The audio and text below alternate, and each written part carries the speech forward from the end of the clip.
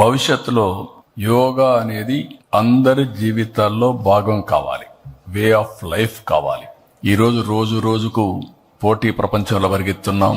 Technology age లో busy అయిపోయాం.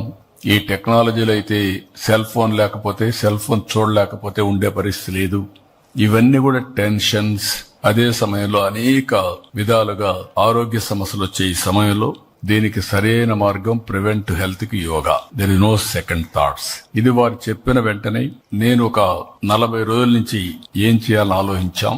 1 month ఒక ప్రోగ్రామ్ ఇచ్చాం. ఆ ప్రోగ్రామ్ అని ఒక క్రమశిక్షణ ప్రకారం రాష్ట్రం మొత్తం అమలు చేయడానికి ముందుకు పోయాం.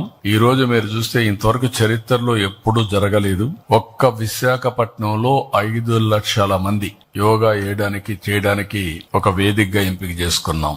సింగిల్ లొకేషన్ 3 లక్షల కంటే ఎక్కువ సింగిల్ లొకేషన్ లో ఉంటుంది. విశాఖపట్నం మొత్తం 5 లక్షల మంది యోగా చేయబోతున్నారు.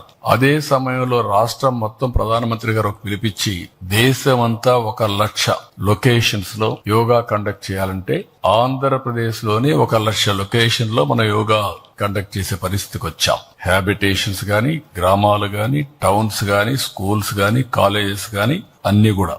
ఇవన్నిట్లో మీరు చూస్తే 2 కోట్ల మంది పార్టిసిపేట్ చేస్తారు. ఇప్పటికే 2,17,00,000 మంది మేము పార్టిసిపేట్ చేస్తామని వాళ్ళంతా కూడా ఎన్రోల్ చేసుకున్నారు. ఇంకొక పక్కన మినిమం 25 లక్షల మందికి సర్టిఫికేట్స్ కూడా ఇస్తున్నాం.